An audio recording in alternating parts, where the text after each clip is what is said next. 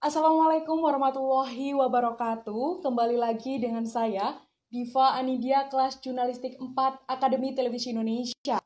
Nah, mohon maaf teman-teman mengenai kesalahan teknis yang tadi. Sebelumnya, apa kabar semuanya? Semoga selalu sehat dan tetap semangat menjalankan semua aktivitas, meski berada di tengah pandemi saat ini. Nah, teman-teman, kali ini kita kedatangan narasumber yang luar biasa, yakni adalah seorang dokter spesialis. Beliau adalah Dr. Andri, spesialis kedokteran jiwa dari Rumah Sakit Omni Alam Sutra Tangerang. Dan yang lebih luar biasanya lagi adalah beliau seorang psikiater Indonesia pertama yang diakui oleh Academy of Psychosomatic Medicine USA. Nah, teman-teman langsung saja kita undang Dr. Andri.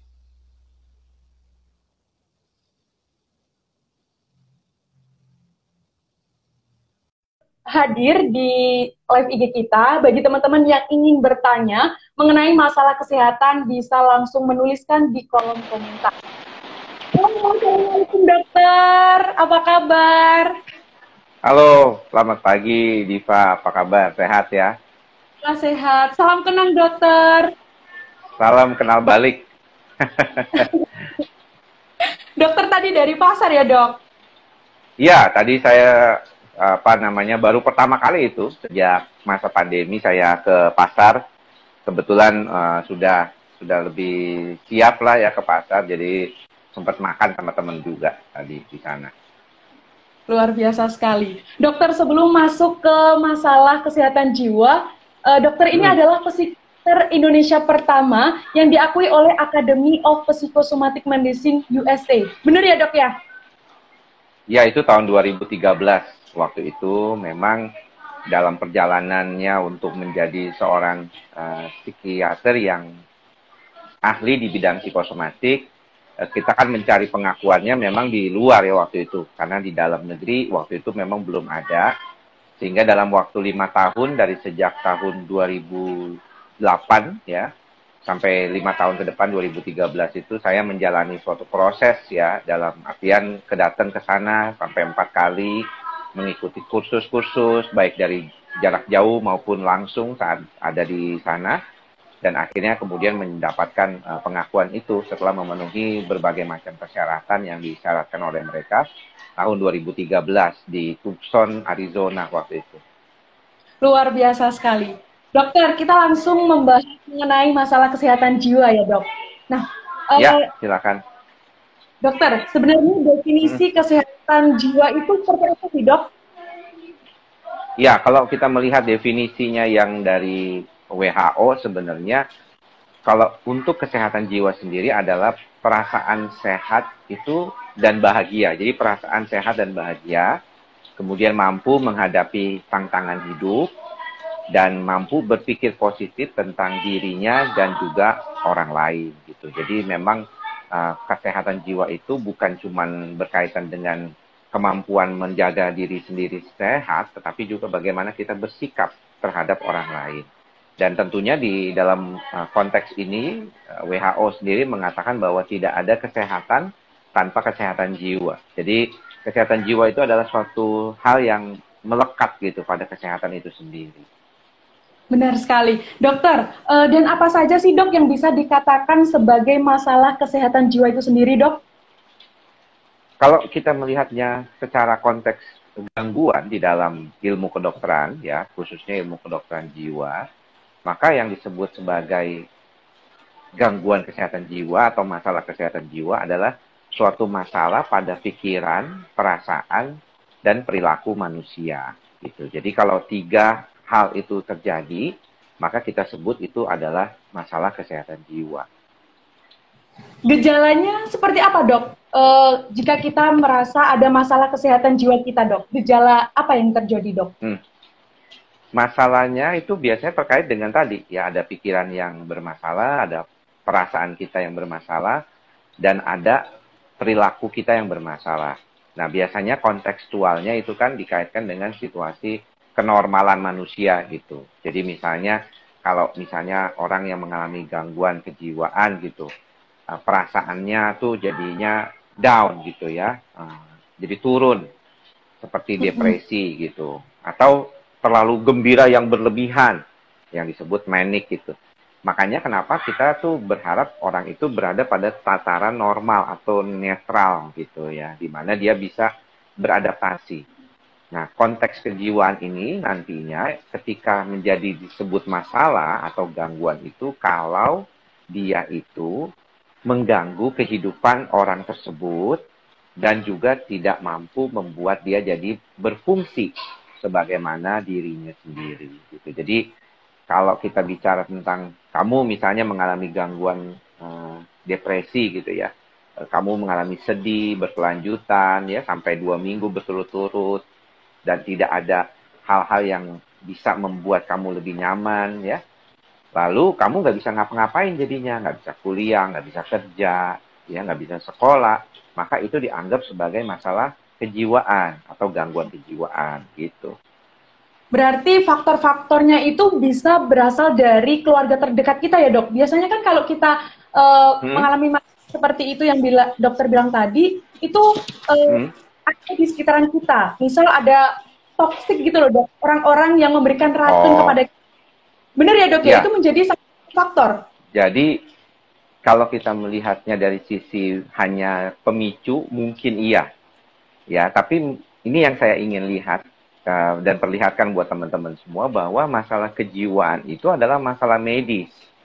Ya, masalah medis, masalah kedokteran itu ada di dalam ilmu kedokteran. Saya sendiri dulu bekerja sebelum jadi dokter jiwa itu juga pernah merasakan jadi dokter umum ya selama setahun sampai akhirnya masuk pendidikan spesialis kedokteran jiwa. Jadi orang sering mengatakan seperti yang tadi Diva katakan bahwa ini kesehatan jiwanya masalahnya karena dengan orang lingkungan, dengan orang-orang di sekeliling yang toksik gitu ya. Tetapi sebenarnya problemnya tuh di otak kita gitu ya. Karena kayak saya nih ngobrol sama Diva, Diva ngobrol sama saya, teman-teman mendengarkan IG live kita, itu semuanya kan suatu proses yang melibatkan sistem saraf pusat di otak kita ini ya. Diva kok bisa berbicara, saya tahu Diva berbicara bahasa Indonesia, saya tahu Diva perempuan, saya tahu Diva berhijab, itu semuanya kan karena proses di otak saya, memori saya berkaitan dengan itu. Begitu juga Diva memahami apa yang saya katakan, teman-teman juga memahami kita berdua karena sama-sama bisa berbahasa Indonesia, itu semua proses di otak. Jadi kalau kita lihat ternyata masalah di dalam pikiran dan perasaan dan perilaku manusia itu sumbernya di sini. Nah, kalau yang tadi Diva katakan, orang-orang toksik, orang-orang yang tidak stabil di dalam kehidupannya, itu sebenarnya adalah yang kita sebut pemicu, Diva. Jadi, mereka itu hanya pemicunya.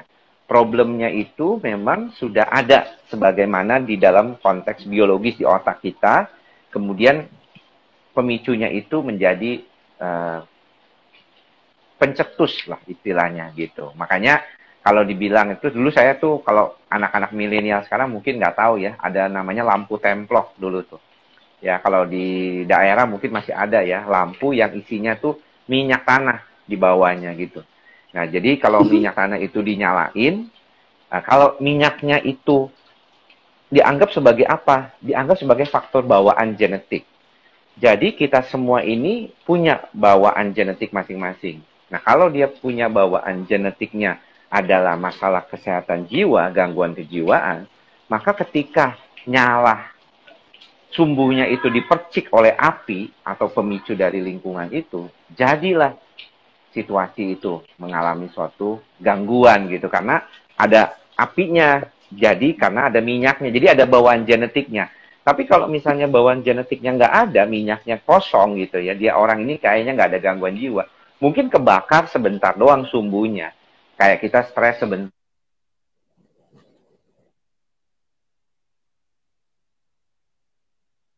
Halo, suara dokter kok nggak terdengar ya? Halo dokter? Ya, ini kedengaran nggak sekarang? Oh iya, baru kedengaran. Berarti untuk menghadapi toksik dari orang-orang sekitaran kita adalah pikiran kita sendiri ya dok ya? Iya, memang sebenarnya ujungnya pikiran kita sendiri gitu yang akan mempengaruhi. Makanya kita bisa melihat situasional hidup kita juga akan berbeda kalau misalnya bahasannya itu kita selalu misalnya menyalahkan, oh ini orang lain yang bikin saya jadi begini gitu ya. Ternyata kan enggak, sebenarnya karena kitanya sendiri punya masalah kayak gitu. Kemudian dokter masih dengar ya? Suara saya udah masih jelas ya dok ya? Gas. Itu kan salah satu tadi pemicu adalah toksik atau orang-orang beracun di sekitaran kita. Lalu masih adakah dok faktor lain yang menyebabkan masalah kesehatan jiwa kita dok? Ya, sebenarnya kalau yang tadi Diva katakan itu cuma sebagian kecil aja gitu ya, sebagian kecil bahwa ada orang toksik gitu. Tapi pada dasarnya banyak faktor lain yang mempengaruhi. Makanya kalau dibilang kedokteran jiwa ini termasuk sesuatu yang cukup kompleks gitu ya. Nah, kita tuh biasanya tuh nggak bisa melihat bahwa masalah kejiwaan itu cuma gara-gara satu faktor aja gitu ya. Dia sangat kompleks. Dia bisa dikaitkan karena faktor bawaan genetik. Jadi ada tuh orang-orang yang memang secara umum itu memang punya kecenderungan ya mengalami gangguan kejiwaan gitu. Kalau bebannya sedikit. Makanya kalau kita lihat teman-teman kita Diva bisa ada yang kok tahan banget ya dia sama stres gitu ya kayaknya. Sedangkan Iya ada yang benar. kayaknya dapat tekanan sedikit nggak enak gitu langsung berasa nggak nyaman. Nah itu bisa problemnya itu terjadi karena keadaan seperti itu Diva. Jadi memang perlu dipahami ya sebagaimana kondisi ini sesuatu yang perlu dilihat bahwa keadaan ini tuh banyak disebabkan oleh banyak faktor. Ada faktor biologi atau bawaan genetik dari orang tersebut, faktor psikologi, cara Diva menghadapi situasi kan itu kan belajar dari banyak orang ya, dari orang tua, dari keluarga, dari lingkungan, itu sangat berpengaruh juga nantinya buat cara Diva mengatasi masalah gitu. Jadi orang tuh nggak kena masalah langsung jadi gangguan jiwa kan. Berarti dari beberapa faktor yang dokter bilang tadi, resikonya bagaimana dok terhadap kesehatan jiwa kita? Kalau resiko itu memang tergantung juga dari adaptasi orang tersebut. Makanya kenapa kita belajar untuk bisa beradaptasi dengan baik. Kita belajar bagaimana sekolah kan. Kan kita nggak langsung bisa belajar sepeda. Naik sepeda kan nggak langsung kita langsung bisa kan. Kadang-kadang kita perlu maju. Senang juga begitu gitu ya. Nah sebenarnya itu sama aja kayak melatih mental kita gitu. Orang datang ke gym ya, datang untuk latihan beban, nggak langsung badannya langsung jadi gede, ya kan langsung berotot. Begitu juga mental kita. Kita itu kalau kita menghadapi situasi tertentu, maka kita juga perlu belajar bagaimana nanti ke depannya kita bisa mengelola pikiran dan perasaan kita lebih baik kayak gitu. Dokter, tapi kan sebagian besar orang itu menganggap faktor-faktor tadi itu dapat racun dari orang aja, kita langsung mikir gitu loh dok. Langsung baper, terus kemudian kita pikir terus, kemudian akan menimbulkan stres. Nah itu Ya, cara menanggulangi hal seperti itu bagaimana dok? sebenarnya problem yang seperti demikian tuh banyak kita temukan pada bukan cuma anak muda tapi juga orang dewasa. Makanya saya selalu mengatakan kalau di YouTube saya, di Andri Psikosomatik maupun di IG saya, ini ikhlas, sabar, dan sadar. Jadi inilah mantra yang selalu saya kumandangkan gitu ya buat teman-teman juga untuk bagaimana kita bisa belajar ikhlas ya, belajar sadar, belajar bagaimana kita bisa sabar juga tapi situasi kehidupan sehari-hari. Karena seringkali problemnya itu, masalahnya itu memang dari kita sendiri gitu. Kita mau baper atau enggak dengan situasi, kondisi di lingkungan kita, itu bukan tergantung dari orang yang bikin baper kita seolah-olah. Tapi bagaimana kita menanggapi, itu yang paling penting. Dan itu seringkali nggak mau diingat, nggak mau diakui gitu sama teman-teman juga. Mereka pikirnya, enggak, aku kan begini gara-gara dia gitu. Dianya yang salah bikin aku begini. Enggak dong. Semuanya tuh netral. Cuman kitanya aja yang memberikan apakah kita mau jadi orang yang baperan atau tidak gitu. Itu kita tuh ada di dalam pilihan kita sebenarnya. Berarti kuncinya ada tiga tadi ya dokter. Ada ikhlas, sabar, kemudian juga sadar ya dok ya? Iya, itu salah satu hal yang paling saya sering omongin. Karena memang kalau kita bisa menerima sesuatu keadaan apa adanya, misalnya ada musibah yang terjadi pada diri kita, dan kita menganggap bahwa itu memang yang terjadi, itu yang kehendak dari Tuhan ya, atau kehendak dari takdir kita, maka kita nggak akan menolak kan. Tapi kalau kita merasa bahwa, wah ini nggak bener nih, harusnya nih nggak terjadi pada saya nih, kayak gitu, ini salah nih. Nah itu kan berarti kita nggak ikhlas menerimanya. Termasuk juga ketika kita kehilangan sesuatu, kayak gitu. Dokter, bagaimana jika kita sendiri yang mengalami atau keluarga maupun kerabat kita menunjukkan gejala-gejala masalah kesehatan jiwa? Apa sih dok yang harus kita lakukan dok? Apakah langsung menasehati? Kan biasanya kalau orang langsung menasehati kan tambah beban dok. Sebenarnya langkah Ya, seperti apa dok yang harus kita lakukan? nomor satu itu adalah bagaimana kita bisa mendengarkan dulu ya. Kadang-kadang kita tuh terlalu sibuk berpikir terhadap apa yang mau kita bales nih kalau misalnya dia ngomong sesuatu kayak gitu. Jadi saya suka bilang kenapa kita tuh nggak belajar untuk mendengarkan lebih banyak, karena kita punya telinga dua, ya kita punya mulut satu.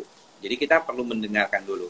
Dan ternyata Diva, mendengarkan itu juga perlu teknik ya ternyata, karena di dalam ilmu kedokteran jiwa pun konseling, psikologi juga belajar ya bagaimana cara mendengarkan dengan baik itu juga nggak gampang.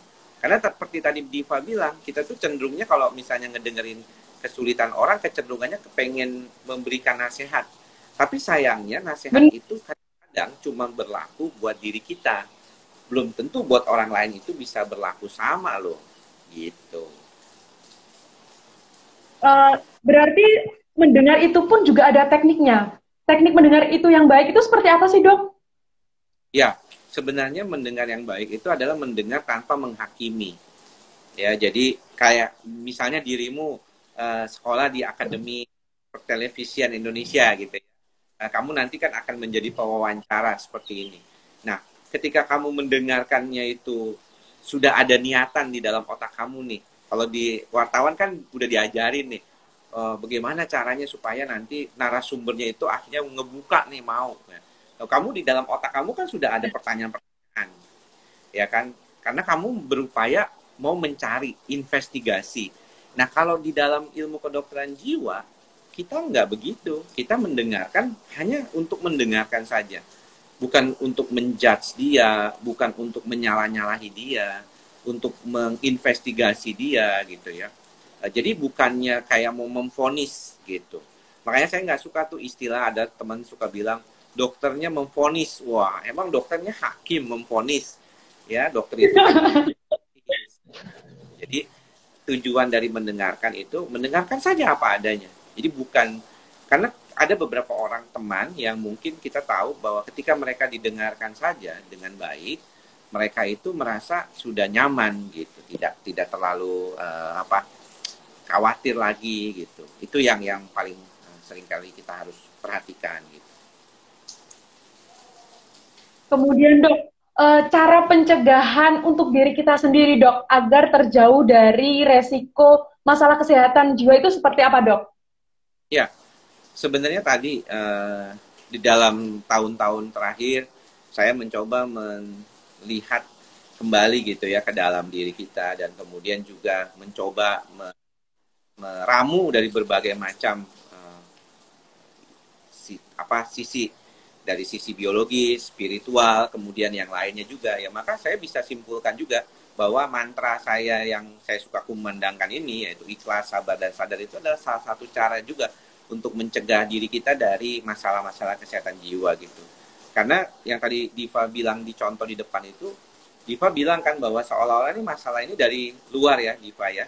Ada orang-orang toksik, ada lingkungan yang nggak stabil, ada bencana alam, ada corona, ya, ada COVID, ada banyak hal yang nggak nyaman dalam kehidupan kita. Nah, kalau kita bisa terima itu sebagai suatu proses yang ada di dalam kehidupan kita ini, maka kita bisa menerimanya dengan cukup lapang dada dan tidak menimbulkan stres di dalam diri kita. Karena ketika kita merasa itu bukan milik kita, ini kayaknya salah nih, ini nggak bener nih kejadian ini terjadi pada kita nih, pokoknya bukannya gue nih, harusnya dia. Nah itu malah lucu tuh, jadi kita lebih senang daripada kita gitu. Nah ini juga salah satu yang perlu apa ya, kalau kita bilang tuh perlu dilatih, karena nggak mudah Diva, memang sangat sulit juga untuk melatih keikhlasan, kesabaran, dan kesadaran kita.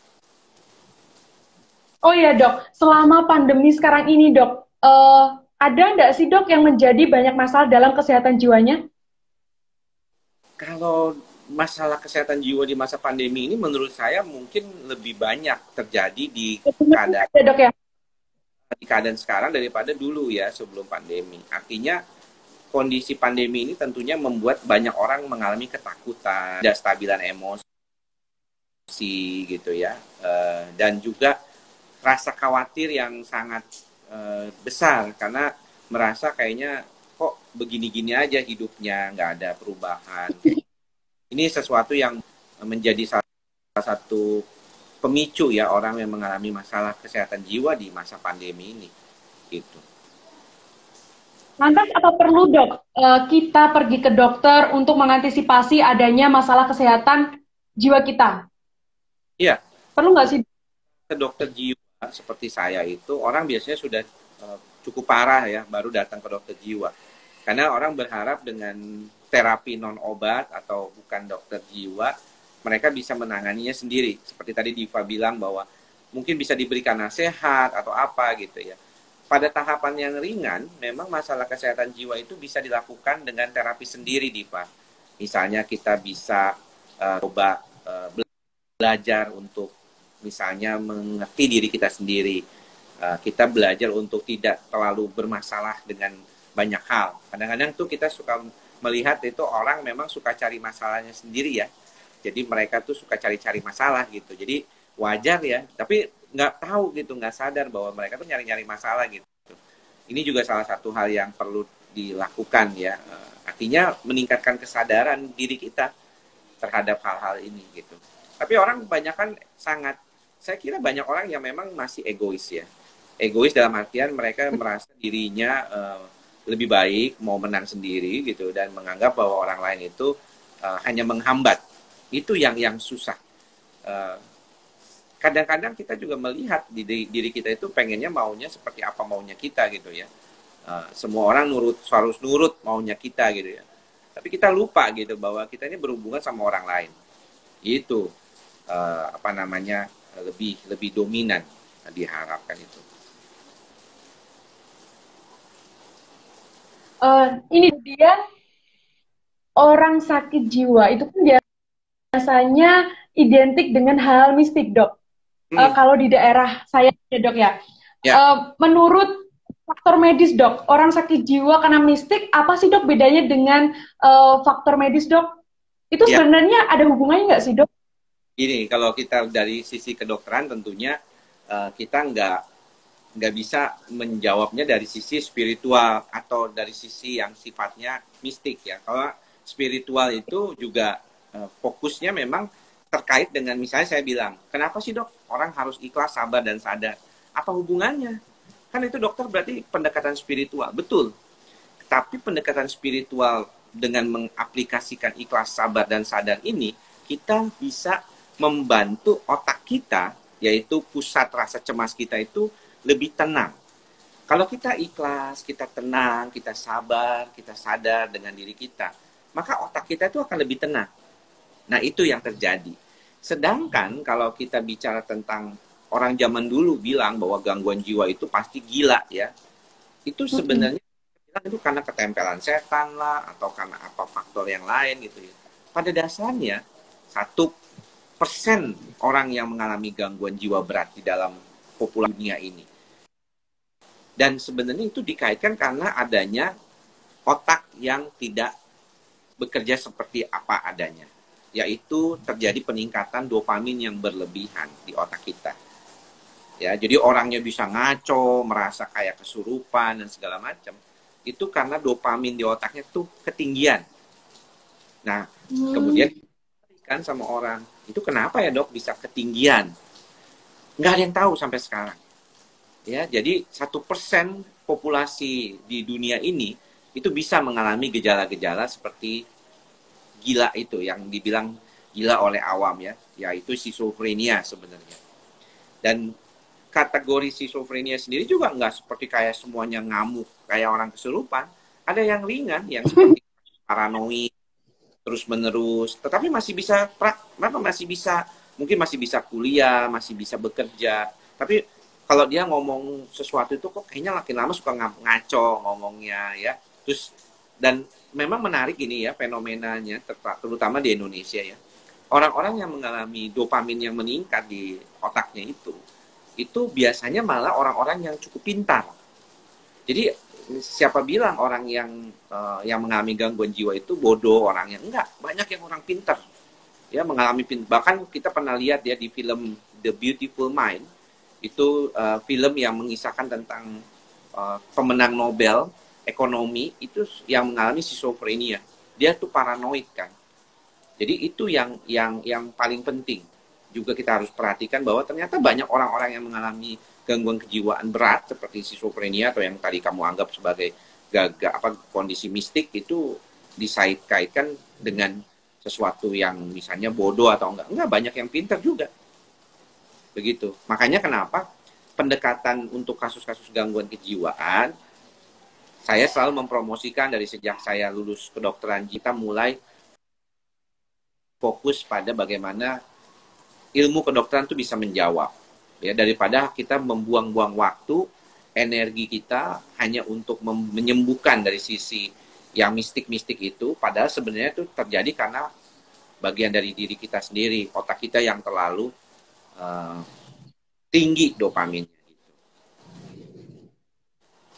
Betul sekali, Dok. Dokter, tadi kan ada 3 kunci, yakni ikhlas, sabar, sadar. Terkadang orang mudah mengucapkan, tapi susah, Dok, untuk menerapkan pada diri kita sendiri. Ya. Langkah awal untuk bisa menerapkan hal-hal tersebut itu seperti apa, Dok? Sebenarnya memang kita akan melihat bahwa sesuatu itu sulit kita lakukan kalau dari awalnya kita sudah membuat suatu boundaries atau halangan dulu gitu. Jadi kita bilang, wah ini susah nih gitu. Sebenarnya itu bisa dilakukan, ya. Tentunya kadarnya bisa berbeda-beda tiap orang. Mungkin kalau anak muda, milenial ya atau generasi Z itu merasa kuno lah, orang kita ini kan lagi zamannya harusnya hustle work gitu ya. Wah, harus bekerja keras luar biasa, kita memberikan semangat pada diri kita gitu. Kita nggak boleh kalah sama orang di Instagram, dia mejeng, dia sukses, saya juga pengen sukses kayak dia gitu ya. Nah ini sebenarnya memang yang seringkali kontradiktif seolah-olah dengan apa yang didengungkan dengan ikhlas, sabar, dan sadar tersebut. Tetapi basicnya sebenarnya bagaimana kita bisa mengelola pikiran dan perasaan itu menjadi lebih baik dari awal sejak kita bangun tidur. Jadi bangun tidur kita tuh perlu segera untuk melakukan apa? Bersyukur. Ya bersyukur dulu gitu, grateful. Ya gratitude kalau orang bilang. Bagaimana kita bisa membantu diri kita untuk jadi lebih baik, kita merasa bersyukur karena sudah diberikan kehidupan gitu ya. Dan setiap ada hal-hal yang terjadi pada diri kita, jangan langsung bereaksi berlebihan. Kita harus sadari dulu, kita reaksi itu mungkin kalau kamu misalnya dikagetin orang langsung berasa kaget tuh biasa, tetapi respon kamu selanjutnya mau kaget terus, mau kesel, mau marah, mau jebelin, mau ketawa, itu semuanya yang kamu latih. Ya, bagaimana kamu merespon. Makanya kehidupan ini seperti latihan kan. Sama kayak kita melatih otak kita tuh seperti otot. Apakah semua orang yang datang ke gym badannya langsung bisa bagus? Enggak juga. Ternyata untuk badannya berotot, dia butuh protein yang tinggi, dia butuh tidur yang bagus, dia butuh latihan yang benar. Karena kalau latihan yang nggak benar, ototnya nggak berkembang juga. Sama kayak otak kita juga. Nah, bagaimana caranya? Banyak, bisa dengan buku-buku, dengan berdiskusi dengan orang-orang yang bijaksana, yang sudah lebih baik, ya, yang sudah menjalani kehidupan ini lebih awal gitu, dan menyerap sari-sari kebijaksanaan dari mereka, termasuk dari guru-guru kita gitu. Yang jelek jangan diikutin, yang baik diikutin gitu. Dokter, ini ada salah satu yang melihat live kita, ada namanya Yanti Fitriana. Dia bertanya, Dok mau nanya, apakah pikiran aneh-aneh, buruk, negatif, termasuk psikosimiatik, anxiety, ya, gimana mengatasinya, Dok? Terima kasih. Ya. Bagaimana, Dok, mengenai pertanyaan hal tersebut? Misalnya mau lebih detailnya lagi, silakan datang ke YouTube channel saya di Andri Psikosomatik ya. Di sana banyak sekali penjelasan-penjelasan, ada 800 lebih video yang berkaitan dengan pertanyaan tadi. Tapi intinya secara jelas saya ingin menjelaskan bahwa pikiran yang terlalu cemas, yang berlebihan, itu bisa menjadi problem. Dan ketika problem itu mengenai sistem saraf pusat kita yang berlebihan, maka otak kita akan meresponnya. Nah, otak kita tuh meresponnya bisa menghasilkan gejala-gejala fisik seperti psikosomatik tadi. Jadi nggak heran ada orang yang terlalu cemas berlebihan itu bisa berdebar-debar jantungnya itu. Gitu. Berarti kecemasan yang terlalu tinggi itu bisa menyebabkan kejang ya, Dok? Nah, itu langkah kita saat mengalami hal tersebut apa, Dok, yang harus kita lakukan, Dok? Saya nggak bilang begitu. Diva tadi salah menyimpulkan. Saya nggak bilang bahwa kalau orang yang cemas berlebihan bisa kejang. Ya, kejang is different. Dalam ilmu kedokteran, kejang itu bukan. Ya, bisa tegang, bukan kejang. Bisa tegang, iya. Tegang. Oh, tegang. Kalau kejang itu dia seizure namanya kalau bahasa Inggrisnya. Itu artinya dia mengalami suatu gangguan di otaknya yang menyebabkan ototnya menjadi kaku atau menjadi tremor atau kejang. Itu beda, itu gangguan saraf, ya. Tapi kalau misalnya kita cemas dan jadi tegang, itu memang biasa terjadi. Kayak kamu aja kecapean lari. Kan itu kan otot kamu kan stres kan. Dia jadi tegang. Iya. Jadi capek. Sebenarnya sama. Kita tuh banyak hal-hal yang sebenarnya kita terangkan itu nggak sulit kok. Ya, memahami kesehatan jiwa itu seperti judul diskusi kita pada hari ini itu lebih memahami tentang sesuatu yang common sense. Sesuatu yang apa adanya. Makanya saya selalu menekankan sadar. Sadar bahwa oh iya ya ternyata kalau kita melihat lebih jauh, lebih dalam dengan tanpa menghakimi, tanpa prejudis ya, atau sangka gitu, maka kita bisa melihat apa adanya. Kita timbul kebijaksanaan kita bahwa oh hidup ini tuh seperti ini gitu. Jadi itu yang perlu diperhatikan. Jadi jangan fokus juga kalau ada teman-teman yang cemas, fokusnya cuma sama cemasnya aja terus-terusan mikirin cemas gitu. Jangan. Nanti nggak baik-baik dia pikirannya, cuma fokus sama cemasnya doang. Dia harus memikirkan hal yang lain juga. Gitu. Oke, berarti cemas yang berlebih itu bisa menyebabkan tegang ya, Dok, bukan kejang ya, Dok ya? Bukan, beda. Jangan samakan. Makanya saya suka bilang sama teman-teman juga jangan suka self-diagnosis. Jangan suka mendiagnosis diri sendiri dengan menggunakan banyak macam-macam. Nggak benar juga kalau misalnya. Tetap yang mendiagnosis itu adalah profesional. Jadi kalau nggak psikolog atau jiwa gitu. Jadi jangan sampai kita mendiagnosis sendiri gitu ya. Itu yang paling penting ya, jangan lupa ya. Oke, Dok, siap. Dokter, nggak terasa udah 32 menit lebih, Dok. Untuk menutup kali ini ada satu pertanyaan lagi, Dok, untuk menutupnya, yaitu menurut dokter, tips ala dokter itu bagaimana, Dok, agar cara kita agar terhindar dari masalah kesehatan jiwa, Dok? Selain sadar, ikhlas, sabar, dan juga sadar, Dok. Iya. Saya sih selalu meramukannya itu ketiga itu. Karena menurut saya, cara yang kita harapkan sehari-hari itu adalah cara yang sebenarnya naturalnya manusia itu bisa lakukan. Ya kan, jadi kalau misalnya orang suka bilang bahwa kalau dia mengalami gangguan jiwa, terus dia langsung disuruh minum obat, biasanya nggak mau dia. Ya kan, jadi itu yang paling kita harus perhatikan. Nah, namun ketika orang diminta untuk melakukan ikhlas, sabar, dan sadar ini pun juga nggak mau benar-benar melakukannya. Jadi kadang-kadang bingung maunya apa, ya kan? Nah, untuk itulah sebenarnya sebagaimana yang tadi dikatakan bahwa ketika kita itu merasa ada sesuatu yang tidak nyaman dalam pikiran dan perasaan kita, dalam perilaku kita, coba sadari benar-benar, ngelihat ke dalam diri kita sendiri. Sebenarnya apakah yang kita khawatirkan, apakah kita cemaskan, apakah yang kita takutkan dalam kehidupan ini itu memang benar-benar ada atau tidak. Ya, dan jangan lupa kalau misalnya kita merasakan ada hal-hal yang tidak baik, mungkin kita bisa berkonsultasi ya, atau setidaknya cerita dulu sama teman dekat, dan teman dekatnya juga mungkin yang harusnya hanya mendengarkan saja. Tidak perlu memberikan nasihat macam-macam. Kadang-kadang kan kita bicara sama orang aja udah merasa, udah tenang, udah enak, udah agak lega gitu ya. Seolah-olah beban kita itu berkurang. Itu kan salah satu cara yang bisa membantu kita juga lebih sehat secara jiwa kita. Mendapatkan orang atau mencari orang yang bisa mau mendengarkan kita secara tulus tanpa adanya swak sangka ya atau prasangka buruk kayak gitu. Dokter, kali ini saya akan menyimpulkan dari sesi kita hari ini, yaitu bahwa kunci untuk menyegah masalah kesehatan jiwa itu ada 3, yakni ikhlas, sabar, dan juga sadar. Dan cara yang lain adalah kita bisa berbagi cerita kepada teman dekat kita. Namun, sebagai teman dekat, kita langsung menasihati, melainkan menjadi pendengar yang baik ya dok ya? Ya, betul. Oke, terima kasih banyak dokter atas waktu yang telah disempatkan. Kita bisa live IG bareng dan mohon maaf mengganggu waktunya ya dok ya. Tidak apa-apa, senang bisa berbagi bersama teman-teman. Ingat, selalu membantu diri kita melatih keikhlasan, kesabaran, dan kesadaran kita. Semoga semuanya berbahagia ya.